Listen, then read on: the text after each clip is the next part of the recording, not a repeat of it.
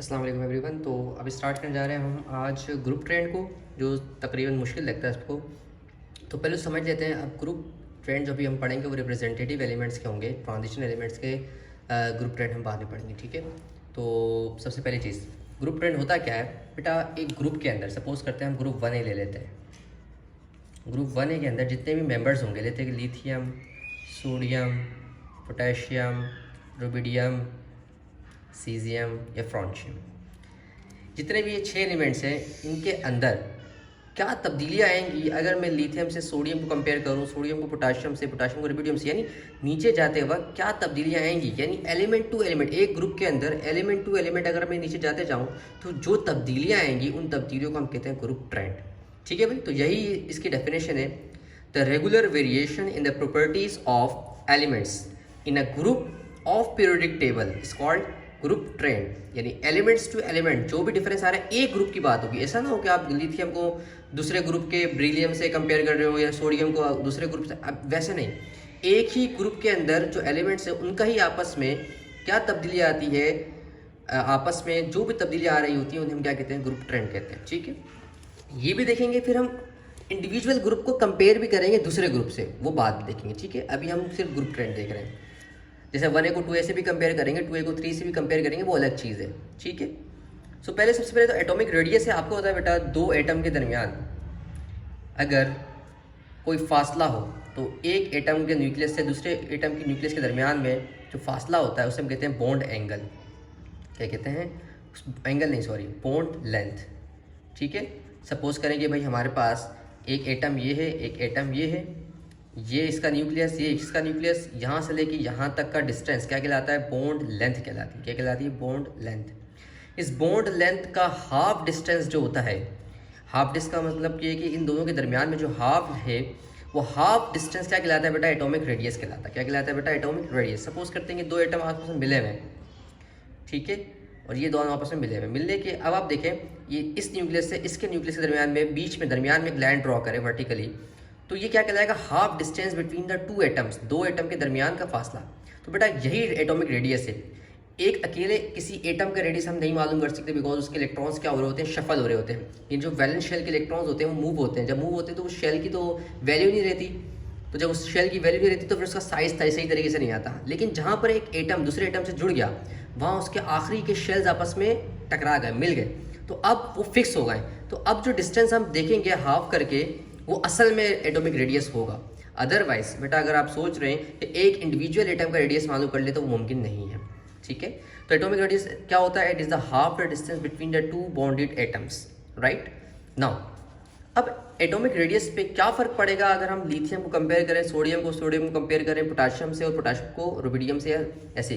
तो बेटा एक बात बताएं, लिथियम का अगर मैं ड्रॉ करूं तो लिथियम का न्यूक्लियस आ गया, न्यूक्लियस के बाहर पहला शेल, पहले शेल में 2 इलेक्ट्रॉन आ सकते हैं। फिर इसके बाद दूसरा शेल, उसमें आ तो 8 सकते हैं, लेकिन लिथियम के पास एटॉमिक नंबर क्या होता है? 3 होता है। तो एक ही रह गया इलेक्ट्रॉन, तो 1 इलेक्ट्रॉन आएगा। तो लिथियम के पास नंबर ऑफ शेल्स कितने हैं? 2 शेल्स हैं। ठीक है। अब हम बात करते हैं सोडियम की।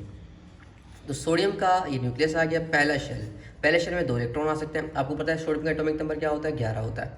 ठीक है। तो पहले शेल में 2 इलेक्ट्रॉन, दूसरे शेल में अब देखो 8 सकते हैं, और इस पर हैं भी इतने इलेक्ट्रॉन, तो 8 इलेक्ट्रॉन दूसरे शेल में, और तीसरे शेल में क्या है? 1 इलेक्ट्रॉन आएगा इसका। तो टोटल कितने हो जाएंगे? 11 इलेक्ट्रॉन हो जाएंगे। ठीक है भाई, लिथियम पढ़ लिया। सोडियम, अब पोटाशियम देखते हैं। पोटाशियम का एटॉमिक नंबर कितना होता है भाई? 19 होता है। ठीक है। तो पहले शेल में से कितने इलेक्ट्रॉन होंगे? 2 इलेक्ट्रॉन। दूसरे में कितने होंगे? 8 इलेक्ट्रॉन। तीसरे में कितने होंगे जी? तो तीसरे में भी 8 आ सकते हैं, तो 8 इलेक्ट्रॉन्स। और चौथे में कितने होंगे? 1 इलेक्ट्रॉन्स। ठीक है। तो टोटल एक बात बताएं, एक बात तो आपने नोट कर ली कि हर एक के लास्ट में 1 इलेक्ट्रॉन आ रहा है, यानी कि ये जो 1 इलेक्ट्रॉन आ रहा है वैलेंस शेल के अंदर, ये इंडिकेट कर रहा है ग्रुप 1A का मेंबर है सारे के सारे। ये चेक करने का एक तरीका भी होता है। और आखिरी शेल के, अब आप एक और चीज़ नोट करें, लिथियम में कितने शेल्स हैं? 2 शेल्स। सोडियम में कितने शेल्स हैं? 3। और इसमें कितने हैं? 4 शेल्स हैं। 4 शेल्स, इसका मतलब साइज़ क्या हो जाएगा? बड़ा हो जाएगा। इसमें लिथियम का साइज़ क्या होगा? छोटा होगा। सोडियम को उससे थोड़ा सा क्या हो जाएगा? बड़ा हो जाएगा। और पोटाशियम का थोड़ा सा मजीद क्या हो जाएगा? बड़ा। मतलब आप जहाँ देख रहे हैं लिथियम से सोडियम को अगर हम कंपेयर करें तो सोडियम के अंदर नंबर ऑफ शेल्स 3 हैं, और पोटाशियम में नंबर ऑफ शेल्स 4 हैं। जैसे जैसे नंबर ऑफ शेल्स बढ़ेंगे बेटा साइज़ भी बढ़ता जाएगा। यानी अगर मैं राउंड पूरा करूँ ये पूरा राउंड बनाऊँ तो ये साइज़ बड़ा है या इसका साइज़ बड़ा होगा? तो ऑब्वियस सी बात है, इसके नंबर ऑफ शेल 4 है, उसके साइज़ बड़ा होगा। तो बेटा डाउन द ग्रुप जाते हुए क्या हो रहा है बेटा, एटॉमिक साइज में इजाफा हो रहा है, यानी एटॉमिक रेडियस बढ़ रहा है। यानी ग्रुप 1A के अगर मेंबर हम देखें तो फ्रॉम अप टू डाउन जाके क्या होंगे भाई, ये अप टू डाउन अगर हम देखते हैं तो एटॉमिक रेडियस क्या होगा बेटा, इंक्रीज होगा। Atomic radius will be increase. अच्छा, बात करते हैं ग्रुप 3 की। ग्रुप 3 के जो मेंबर्स हैं वो ठीक है, उसके अंदर भी नीचे जाते हुए इसी तरह से क्या हो रहा होता है, इजाफा होता है एटॉमिक रेडियस में। लेकिन एक मसला है, एक हमारे पास मेंबर है एल्यूमिनियम और एक है गैलियम। बेटा ग्रुप 3 के अंदर एल्यूमिनियम ऊपर है, गैलियम नीचे है। जो सीरीज है इसको ब्रिलियम, इस तरह से ब्रिलियम कह रहा हूँ sorry, boron, aluminium, gallium, indium, thallium, ये पूरी सीरीज है हमारे पास। तो हमारे पास एल्यूमिनियम और गैलियम है, एल्यूमिनियम ऊपर है, गैलियम नीचे। होना ये चाहिए था कि एल्यूमिनियम का साइज़ छोटा होना चाहिए था और गैलियम का साइज़ मजीद बड़ा होना चाहिए था, बिकॉज नीचे जाते हुए एटॉमिक साइज़ बढ़ रहा है। लेकिन अनफॉर्चुनेटली हुआ ये कि गैलियम का साइज़ क्या होता है बेटा, छोटा होता है। Gallium is smaller than aluminium. हालांकि एल्यूमिनियम ऊपर है सीरीज़ में। अगर आप सीरीज़ देखें ग्रुप 3A की तो सीरीज़ कैसी होती है, बोरोन, एल्यूमिनियम, फिर गैलियम, इंडियम, थेलियम। ठीक है, ये सीरीज़ है इसकी। अब देखिए एल्यूमिनियम ऊपर आ रहा है, गैलियम बाद में आ रहा है, लेकिन गैलियम का साइज़ बड़ा होना चाहिए था, लेकिन है नहीं, छोटा है। उसका रीज़न है तो एक लफ्ज़ होता है, कहते हैं शील्डिंग इफेक्ट। क्या कहते हैं भाई, शील्डिंग इफेक्ट। मैं आपको यहाँ समझाता हूँ, थोड़ा सा पेपर वो है, shielding effect. What is shielding effect? बेटा शील्डिंग इफेक्ट का मतलब समझते हैं। सबसे पहली चीज़ बेटा, एक हमारे पास सपोज करते देखिए, ये आउटर मोस्ट शेल है, ये उससे अंदर वाला शेल है, ये उससे अंदर वाला शेल है। बेटा जो आउटर मोस्ट शेल्स के इलेक्ट्रॉन्स होते हैं और जो इनर मोस्ट इलेक्ट्रॉन के इनर मोस्ट नहीं, इनर वाले आउटर मोस्ट शेल के इलेक्ट्रॉन्स और इनर के इलेक्ट्रॉन्स, ये आपस में देखो, इस पे भी नेगेटिव चार्ज, इस पे भी नेगेटिव चार्ज, तो ये दोनों आपस में क्या करें, रिपेल करेंगे। जब ये रिपेल करेंगे तो होगा ये कि रिपेल्जन की वजह से साइज मजीद क्या होगा, बड़ा होगा। तो शील्डिंग इफेक्ट भी मैटर करता है एटॉमिक साइज में। देखो एक तो नंबर ऑफ शेल्स बढ़ेंगे, वो तो ठीक है, साइज में इजाफा हो रहा है, प्लस एक और चीज़ क्या हो रही है कि ये जो नंबर ऑफ इलेक्ट्रॉन्स हैं ये आपस में क्या करेंगे, रिपेल करेंगे। इसे कहते हैं shielding effect of outer shell, outermost shell into the innermost shells. यानी कि जो आउटर मोस्ट शेल्स के इलेक्ट्रॉन्स होते हैं वो इनर वालों के ऊपर क्या लगाते हैं, रिपल्जन फोर्स लगाते हैं। तो इधर वाले भी रिपल्जन फोर्स लगाते हैं, जिसकी वजह से मजीद क्या होता है, साइज बड़ा होता है। तो बेटा एक बात याद रखना, गैलियम की जो शील्डिंग इफेक्ट है ना, जो बहुत वीक होती है, गैलियम की शील्डिंग इफेक्ट कम होने की वजह से तो ये रिपल्जन क्या होती है, कम होती है। एल्यूमिनियम में तो नॉर्मल जो है वो है, लेकिन देखा ये गया है कि गैलियम के अंदर शील्डिंग इफेक्ट कम है। जब शील्डिंग इफेक्ट कम है तो इसका मतलब ये आपस में रिपल्जन नहीं करेंगे, साइज मजीद बड़ा होने की बजाय क्या हो जाएगा, कम हो जाएगा। तो इसका याद रखना कि एल्यूमिनियम का, पेपर में एमसीक्यूज आपको घुमाने के लिए देगा, एल्यूमिनियम का साइज़ बड़ा है या गैलियम का, आप वहाँ लगा के आ जाएंगे गैलियम का साइज़ बड़ा है बिकॉज वो नीचे है। लेकिन ऐसा नहीं है, एल्यूमिनियम का साइज़ बड़ा है, गैलियम का साइज़ छोटा है, बिकॉज गैलियम के अंदर शील्डिंग इफेक्ट क्या होता है, बहुत कम होता है। ठीक है, और एल्यूमिनियम का जो शील्डिंग इफेक्ट है वो बहुत ज़्यादा है, जिसकी वजह से हम कहते हैं एल्यूमिनियम का साइज़ क्या है, बड़ा है। बाकी बेटा जो ग्रुप 4A से लेकर 8A तक, ग्रुप 1A का पढ़ा हमने, 2A का देखा, 3A का देखा, 4A से लेकर 8A तक बिल्कुल वैसे ही ट्रेंड है जैसे ग्रुप 1A और 2A वालों का है। यानी कि ग्रुप 4A के भी नीचे जाते हुए शेल्स बढ़ेंगे तो एनर्जी साइज बढ़ेगा, एटॉमिक रेडियस बढ़ेगा। ठीक है बेटा, तो मजीद सब ग्रुप पे नीचे जाते हुए क्या हो रहा है बेटा, down up to down increase हो रही है साइज के अंदर। ठीक है, बस एक्सेप्शन है एल्यूमिनियम और गैलियम है। नेक्स्ट ग्रुप ट्रेंड जो हम पढ़ेंगे बेटा, अच्छा अभी मैं कंपेयर करूँ ग्रुप टू ग्रुप, एक चीज़ और आपको बता देता हूँ, ग्रुप टू ग्रुप कंपेरिजन भी करते हुए चलते हैं ना, ज़्यादा बेहतर रहेगा। ये मैंने सब बना के रखा है। चलिए अब सपोज करते हैं बेटा एक चीज़ और, वीडियो थोड़ी सी लंबी हो जाएगी लेकिन एक इंपॉर्टेंट बात समझाना चाह रहा हूँ आपको। ठीक है, ग्रुप 1A है, मेरे पास ग्रुप 2A है, फिर ग्रुप 3A है। देखो अब मैं ग्रुप में तो हमने कंपेयर कर लिया एलिमेंट टू एलिमेंट सारी चीज़ों को। ठीक है, अब मैं कंपेयर करूँगा पीरियड में। देखो आपको पता है, अगर हम जाते हैं, अगर कहाँ से लेफ्ट टू राइट जाते हैं, अगर हम कहाँ जाते हैं, लेफ्ट टू राइट, यानी यहाँ पर सपोज करो लिथियम ले रहा हूँ तो यहाँ पर क्या लूँगा, बेरिलियम लूँगा, यहाँ क्या लूँगा, बोरोन लूँगा। फिर यहाँ सोडियम ले रहा हूँ तो यहाँ पर क्या लूँगा, कैल्शियम नहीं मैग्नीशियम लूँगा, और यहाँ क्या लूँगा, एल्यूमिनियम। तो अब मैं देखो, पहले मैंने लिथियम को सोडियम से कंपेयर किया, सोडियम को नीचे वाले से, मतलब ग्रुप के अंदर कंपैरिजन की।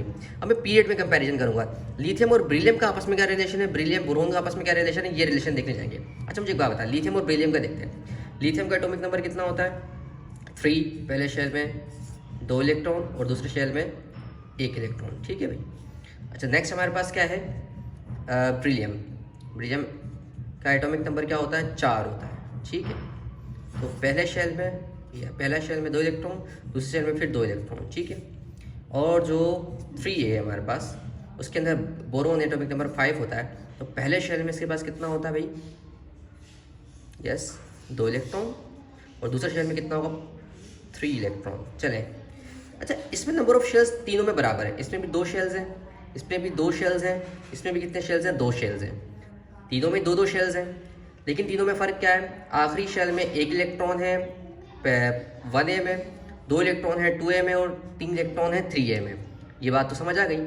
इससे क्या फ़र्क पड़ रहा है, देखो पीरियड में जाते हुए मैं कहूँगा साइज़ कम हो रहा है। क्यों कम हो रहा है बताता हूँ। देखिए, अगर ये न्यूक्लियस की हम बात करें तो ये आखिरी शेल के इलेक्ट्रॉन पे फोर्स लगा रहा है, खींच रहा है। न्यूक्लियस पे पॉजिटिव चार्ज है और आखिरी शेल के इलेक्ट्रॉन पे नेगेटिव चार्ज है, तो ये इसको क्या करेगा, खींचेगा। जब खींचेगा तो साइज़ क्या हो जाएगा, इजाफे की तरफ जाएगा, और सॉरी कम होने की कोशिश करेगा। कम क्यों होगा, बिकॉज ये अट्रैक्शन है, ये मजीद क्लोज होगा। ब्रिलियम में अगर मैं बात करूँ, इधर देखें तो पहले शेल में 2, दूसरे शेल में 2। अब ब्रिलियम के पास जितने इलेक्ट्रॉन होते हैं बेटा, किसी भी एलिमेंट के पास जितने इलेक्ट्रॉन होते हैं उतने ही प्रोटॉन होते हैं। तो इसके अंदर कितने इलेक्ट्रॉन होंगे, 4 ही प्रोटॉन होंगे। इसमें 3 प्रोटॉन होंगे।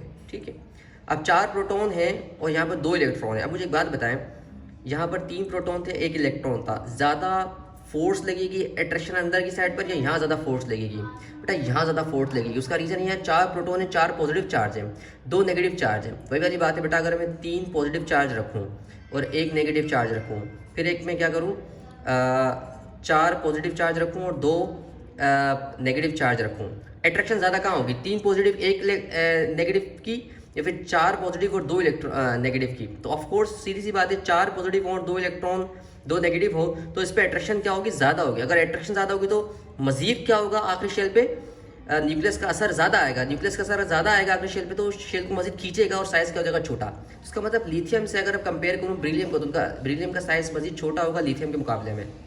फिर हम बात करें अगर इसकी बोरोन की, तो बोरोन के अंदर भी इंपॉर्टेंट बात क्या याद रखनी है आपने, कि तो बोरोन के पास 5 प्रोटॉन्स हैं और 3 आखिरी शेल में इलेक्ट्रॉन्स। अट्रैक्शन मजीद बढ़ जाएगी, पॉजिटिव चार्ज न्यूक्लियस का, नेगेटिव चार्ज इलेक्ट्रॉन का मजीद बढ़ जाएगी। जब ये बढ़ जाएगी बेटा याद रखना कि अट्रैक्शन बढ़ेगी तो साइज़ मजीद छोटा होगा। तो बेटा पीरियड में लेफ्ट टू राइट जाते हुए बेटा साइज़ क्या हो रहा है, डिक्रीज हो रहा है। ये आएगा एमसीक्यूज में फंसाने, एमडीकेट में इस तरह के एमसीक्यूज में फंसाते हैं बेटा। अप टू डाउन जाते हुए साइज इंक्रीज हो रहा है, लेफ्ट टू राइट जाते हुए पीरियड में साइज डिक्रीज हो रहा है। इसकी शॉर्टकट ट्रिक याद रख लें, जो चीज़ ग्रुप में होगी उसका अपोजिट पीरियड में होगी। ठीक है, मजीद है बेटा और ग्रुप ट्रेंड्स है वो मैं आपको पढ़ाता हूँ 1 बाय 1।